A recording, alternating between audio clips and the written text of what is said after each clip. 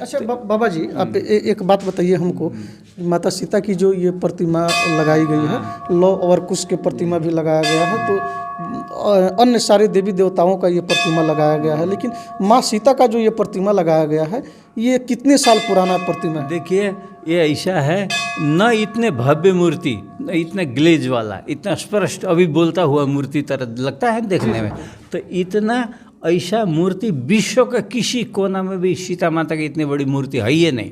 न लवकुश का मंदिर है कहीं, राम के साथ में जुड़े हुए हैं, दोनों तरफ बच्चे खड़े हैं, ये सब है।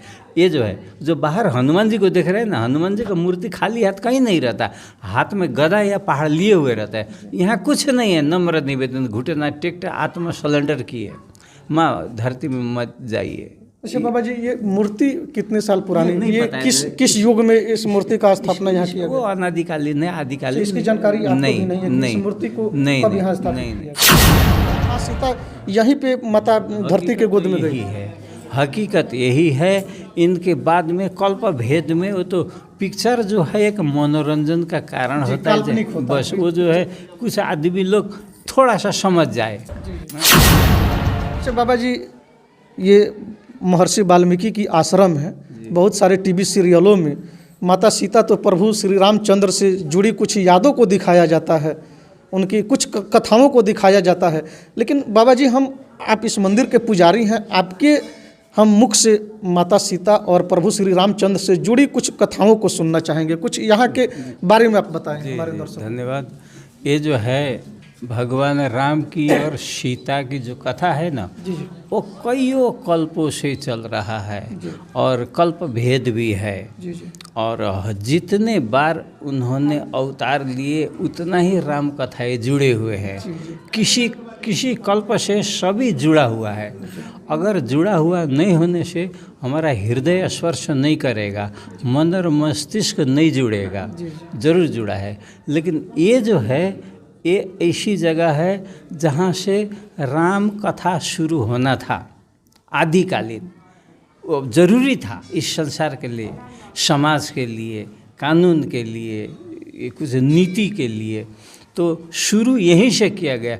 दूसरे जन्म, तीसरे जन्म, चौथे जन्म भगवान ही नहीं बता सकते हैं राम जी कि ये उनका कितने बार जन्म हुआ, कितना बार परिवर्तन हुआ। हाँ। अच्छा बाबा जी, ये महर्षि वाल्मीकि जी जो थे, रामायण जैसे महाकाव्य की रचना इसी आश्रम में यही किया है। बस यही जगह है जो ब्रह्म ज्ञान जहाँ से प्राप्त किए हैं, ब्रह्म ज्ञान स्थल। हाँ जी। वो जो वहाँ पर कोई पेड़ था, पेड़ के नीचे बैठ के वो लिखते थे। वो तो दूरदृष्टा भी थे और त्रिकालदर्शी भी थे। अच्छा, माँ सीता जिसे टीवी सीरियलों में दिखाया जाता है बाबा जी, कि माता सीता किस तरह से धरती की गोद में गई, तो उस टीवी सीरियलों में स्थल कहीं और का दिखाया जाता है। लेकिन हकीकत क्या है बाबा जी? क्या माँ सीता यहीं पे माता धरती के गोद में गई है? हकीकत यही है। इनके बाद में कल्प भेद में वो तो पिक्चर जो है एक मनोरंजन का कारण होता है, बस वो जो है कुछ आदमी लोग थोड़ा सा समझ जाए। जो घोड़ा पकड़ने के बाद में जब इन लोग का जब परिचय हुआ तो सीता जी तो उसी समय चली गई और कुछ बड़ा बचड़ा। देखिए, हर चीज़ का संशोधन होता है, सब चीज़ का विमोचन होता है। जैसे मुगल कालीन अवस्था में जो भी रूल था, कानून था, उसका विमोचन हुआ, इसके बाद संशोधन हुआ। फिर ब्रिटिश के समय भी आए तो उनको भी कानून था, तो वो भी तो संशोधन हुआ। अच्छा बाबा जी, माँ सीता जी धरती माता के गोद में जब प्रवेश की, तो आप बता रहे हैं कि यहीं वह पताल प्रवेश स्थल है जी। यहीं पे माता सीता धरती में चली गई। धरती में चली गई, धरती माता के गोद में चली गई। हालांकि टीवी सीरियलों में दिखाया कुछ और जाता है, तो टीवी सीरियलों में तो काल्पनिक चीजों को दिखाया जाता है, लेकिन वास्तविक यही है। वो एकदम बिल्कुल सही, सत्य यही है। देखिए, ऐसा है ना, जैसे ये मंदिर को आप देख रहे हैं, इसी लेके थोड़ा सा समझ जाइएगा इशारा में।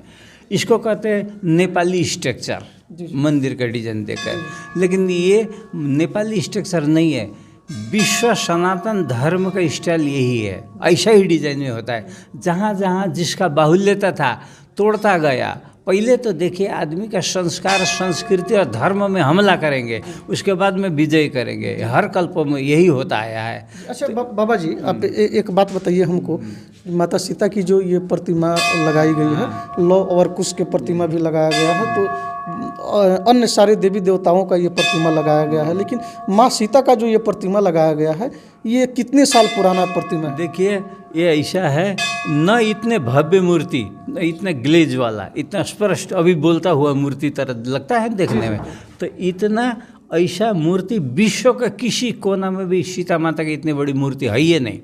न लवकुश का मंदिर है कहीं, राम के साथ में जुड़े हुए हैं, दोनों तरफ बच्चे खड़े हैं, ये सब है। ये जो है, जो बाहर हनुमान जी को देख रहे हैं ना, हनुमान जी का मूर्ति खाली हाथ कहीं नहीं रहता, हाथ में गदा या पहाड़ लिए हुए रहता है। यहाँ कुछ नहीं है, नम्र निवेदन, घुटना टेकते आत्मा सलेंडर किए, माँ धरती में मत जाइए। अच्छा बाबा जी, ये मूर्ति कितने साल पुरानी, ये पता है। किस युग में इस मूर्ति का स्थापना यहाँ किया वो गया? अनादिकालीन है, आदिकालीन। इसकी जानकारी आपको भी नहीं है कि इस मूर्ति को कब यहाँ स्थापित किया गया? नहीं। तो आप देख सकते हैं, सीधी इन तस्वीरों को देख सकते हैं। हम कैमरा पर्सन से कहना चाहेंगे कि माँ सीता की इस प्रतिमा को दिखाई जाए, साक्षात माँ सीता की दर्शन आप हमारे न्यूज़ चैनल के माध्यम से कर सकते हैं। यही वह वाल्मीकि आश्रम स्थल है जहाँ माता सीता ने माता धरती की गोद में आश्रय लिया और माँ धरती के गोद में चली गई। हालांकि टीवी सीरियलों में दिखाया कुछ और जाता है, तो टीवी सीरियलों में जिन चीज़ों को दिखाया जाता है उसमें से बहुत ऐसी कथाएं हैं, बहुत ऐसी तस्वीरें हैं, बहुत ऐसी दृश्य हैं जो काल्पनिक है, लेकिन वास्तविक यही है। साफ साफ इस आश्रम के जो पुजारी हैं, इस मंदिर के जो पुजारी हैं, बाबा जी का साफ साफ कहना है कि माँ सीता यहीं धरती माता के गोद में गई, वास्तविक स्थल यही है।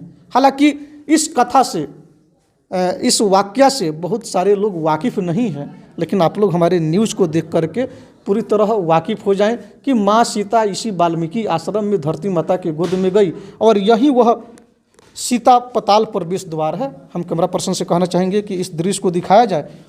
सीता पताल प्रवेश द्वार, यह सनातन धर्म से जुड़ी हुई यादें हैं, यह सनातन धर्म की कुछ यादें हैं और सनातन धर्म में विश्वास लोग यूं ही नहीं रखता है, यूं ही सनातन धर्म को महान नहीं माना जाता है। 112 किलोमीटर तक अभी भी वाल्मीकि आश्रम मौजूद है। जी बाबा जी, ये वाल्मीकि आश्रम का नाक जोक है 112 किलोमीटर। 112 किलोमीटर में यह वाल्मीकि नगर जो वन है, विश्व का सबसे बड़ा आश्रम एक। और दूसरी बात है, यहाँ पर 88,000 ऋषि मुनि लोग यज्ञ किया करते थे और वाल्मीकि जी के साथ वो ऋषि मीन्स रिसर्चर होता है, अनुसंधानक। उन्होंने 88,000 के विषय जो थे आविष्कार किए थे। रिसर्च सेंटर है 112 किलोमीटर, अभी भी जगह जगह में उनका सेंटर है। वहीं से क्या क्या अनुसंधान करते थे, आयुर्वेद, धनुर्वेद, यजुर्वेद, क्या क्या जब होता है सब जो है इन द्वारा ही, सब 88,000 ऋषियों के अंतर्गत ही आविष्कार है, अनुसंधान है। अभी भी ये जो है वो जगह अभी पड़ा हुआ है, लेकिन हमारे ये अभी टाइगर रिजर्व में है। अब ये 10-12 बीघा करीब हम लोग घूम सकते हैं, देख सकते हैं। इसके अंदर में पूरा यथावत रामायणी है। 112 किलोमीटर में यह फैला हुआ यह वन है। जी। सबसे बड़ा आश्रम, इससे बड़ा विश्व में कहीं 112 किलोमीटर आश्रम दुनिया में कहीं नहीं है। टुकड़ा टुकड़ा में है, लेकिन ये सगोल है। जी। तो साफ साफ कहना है, जो इस मंदिर के पुजारी हैं, जो बाबा जी हैं, इनका साफ साफ कहना है कि वाल्मीकि आश्रम का जो भाग है और ख़ास करके वाल्मीकि नगर, ये जो एक वन है, एक जंगल है, अगर इसकी क्षेत्रफल की बात कर ली जाए तो यह 112 किलोमीटर के एरिया में फैला हुआ वन क्षेत्र है। और इसी वन क्षेत्र में रह करके महर्षि वाल्मीकि जैसे महान पुरुष ने, महान ऋषि ने, महान संत ने वाल्मीकि रामायण जैसे महाकाव्य की रचना की। और यही